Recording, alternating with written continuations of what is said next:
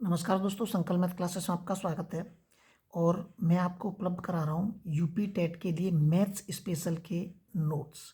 और टेट के अलावा किसी भी गवर्नमेंट एग्जाम के लिए मैथ्स के नोट्स उपलब्ध हैं चैनल पे, और आप फ्री में उनको नोट्स कर सकते हैं और डाउनलोड भी कर सकते हैं।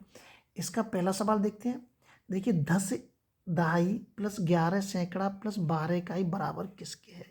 ये एक नॉर्मली सवाल है, हम इसमें गलती भी कर देते हैं। 10 दहाई कहेगा वो, अगर दहाई बोलता है यहाँ पर इस जगह पर कोई सी भी संख्या हो सकती है, तो 10 का गुणा कर देंगे आप। सैकड़ा की जगह 100 का गुणा कर देंगे, इकाई की जगह 1 का गुणा कर देंगे। इसकी कैलकुलेट 10 का इसका कैलकुलेशन करके आपके सामने उत्तर आ जाएगा। प्लस का निशान है तो आप जोड़ देंगे, घटाने का निशान है तो आप घटा देंगे। अगला सवाल देखते हैं। अगला, इनको नोट्स जरूर करते रहें। जब तक हम अपने हाथ से नोट्स नहीं करेंगे कुछ नहीं हो सकता है। और आप केवल इन्हीं सवालों की प्रैक्टिस कर लेंगे तो यूपी टेट का मैथ्स का पेपर आपका जरूर निकल जाएगा। 11 इकाई, इकाई का मतलब 1 का गुणा करना है, दहाई का मतलब 10 का गुणा करना है, और सैकड़ा का मतलब 100 का गुणा करना है। गुणा करने के बाद नीचे आपके सामने संख्या, और इन सबको क्या कर देंगे, जोड़ देंगे, क्योंकि प्लस का निशान लगा हुआ है, जोड़ देंगे। जोड़ के मैंने आपके यहाँ पे दिखा दिया है, ये आ गया। और आप अपने तरीके से ही जोड़ेंगे, जल्दबाजी नहीं करेंगे जोड़ते समय, आप गलती कर सकते हैं। सी आपका आंसर हो जाएगा। अगला सवाल देखते हैं। एन एक विषम संख्या है। विषम संख्या का मतलब एन बराबर के हम कुछ भी लिख सकते हैं। एन बराबर के 1, 3, 5, 7 कुछ भी लिख सकते हैं। कह रहा है होने पर निम्नलिखित संख्याओं में से कौन एक समपूर्णांक है। मतलब एन की जगह पर अगर मैं कोई संख्या रखूं, रखने के बाद जब मैं कैलकुलेशन करूं तो जो उत्तर आएगा वो सम आना चाहिए। तो देखिए, मैंने यहाँ पर रख के देखा, इस जगह पर रखा है, विषम आ रहा है। फिर इस जगह पर रख के देखा है, एक रख के देखा है मैंने, तो सम आ गया। इसका मतलब ये इसका आंसर होगा। इनमें आप रख के देख लें, चेक करके देख लें, सम नहीं आएगा, विषम ही आएगा। अगला सवाल देखते हैं। अगला सवाल दे रखा है 120 और 300 के बीच कुल कितनी पूर्ण वर्ग संख्या है। वर्ग का मतलब समझते हैं आप अच्छी तरह से। 120 के बाद ये मैंने लिख दिया है, 120 से और 300 के बीच में जो पूर्ण वर्ग संख्या है वो ये आपके सामने यहाँ पे लिखी हुई है। जब हम इनको काउंटिंग करेंगे, गिनाएंगे, तो कितनी बैठेंगे, 7 बैठेंगे ये। अगला सवाल देखते हैं। आप पे वर्ग संख्या काफ़ी अच्छे से आनी चाहिए, कम से कम 30 तक आपको पूर्ण वर्ग संख्या पता होना चाहिए।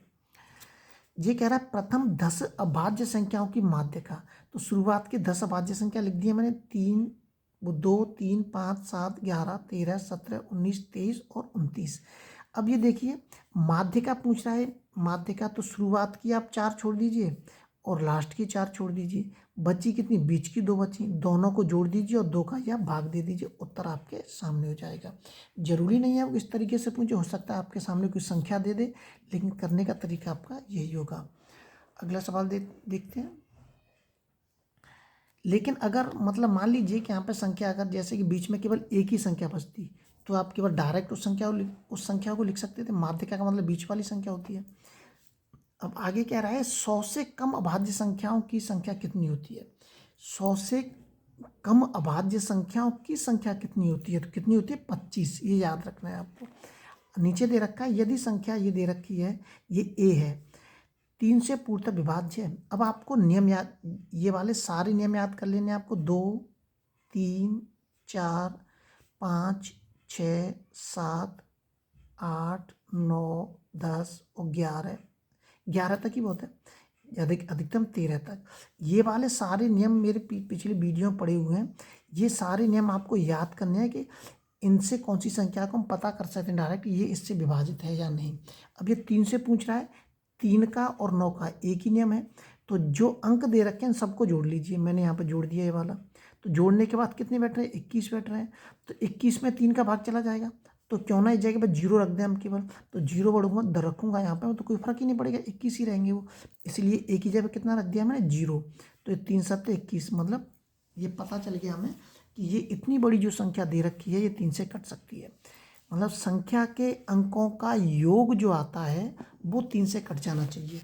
और ये नियम 3 पे और 9 पे दोनों पे लागू होता है। 120 के अभाज्य गुणनखंड कितने हैं। देखिए, संख्या पूछ रहा है वो केवल 120 के अभाज्य गुणनखंडों की संख्या, तो एक काट दिए, 1, 2, 3, 4, 5। संख्या पूछ रहा है वो तो कितनी होगी, 5। अभाज्य संख्या पूछ रहा है वो तो कितनी होगी, 5 हो जाएगी। अगर घातांक के रूप में पूछे वो तो इस तरीके से आ जाएंगे, 1, 2, 3। अगर वो घातांक के रूप में कहता है वो तो यहाँ पर कुल संख्या कितनी है, 5। आगे देखिए, मैंने इसी पे आधारित जो गुणनखंड पे आधारित जितने टाइप के सवाल बनते हैं वो सब मैंने इस जगह पे नीचे दे दिए हैं ताकि सारी कंफ्यूजन दूर हो जाए इसमें हमारी। तो देखिए अगला सवाल देखते हैं। अगला सवाल दे रखा है इसमें, अब मैंने यहाँ पे क्या क्या दिया है कि 1 से 20 के गुणनखंड कितने होते हैं। वहाँ पे अभाज्य दिया था और यहाँ पे दे दिया मैंने 1 से 20 के गुणनखंड कितने होते हैं, क्या कितने हैं। तो इस तरीके से निकालना है, काटता है वही है। 2 की पावर कितनी है, 2 हमारी कितनी है, 3 है, ये लिखा है 1 2 3।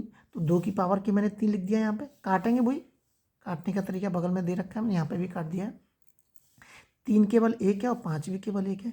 अगर इस तरीके से पूछता है कि 1 से 20 के गुणनखंड कितने हैं कोई सी भी संख्या के, तो आप इस तरीके से करेंगे, ये आ जाएंगे। अब इसमें एक एक अपनी तरफ से जोड़ेंगे, जोड़ दिया। जोड़ने के बाद ये संख्या आ गई नीचे घात, और घात का आपस में गुणा कर देंगे, जो नीचे आ गया इसका गुणा कर देंगे, 16 आ गया। तो इसका उत्तर कितना होगा, 16। आपको मतलब ये तरीका मैंने आपको बता दिया, इस तरीके से आपको हल करने हैं।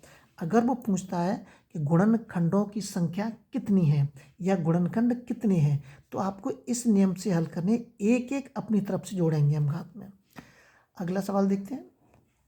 अगला सवाल दे रखा है, फिर उसी में देखिए 1 से 20 के सभी गुणनखंडों का योग, है ना, सभी टाइप के सवाल मिल जाएंगे इस जगह पे आपको। 1 से 20 की जगह पर कोई दूसरी संख्या वो दे सकता है, तो गुणनखंडों का योग क्या होगा।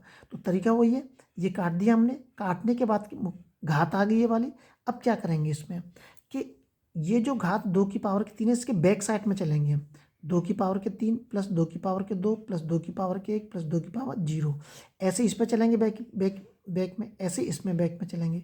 किसी की पावर 0 का मतलब 1 होता है, ये 2 आ जाएगा, ये 4 हो जाएगा, ये 8 हो जाएगा, ये 1 हो जाएगा। किसी की पावर 0 का मतलब 1 होता है, ये सामने आ गए। अब इसको जोड़ दिया हमने, इसको भी जोड़ दिया और इसको भी जोड़ दिया। ये गुणा का निशान लगाएंगे बीच में, ध्यान रखना, ये आ गया। इन तीनों का आपस में गुणा कर दिया, 360 आ गया। ये नियम है, ये नियम आपको याद रखने हैं। 3 टाइप के हैं, तीनों टाइप के मैं बता दिए, इससे बाहर आपको नहीं मिलेंगे।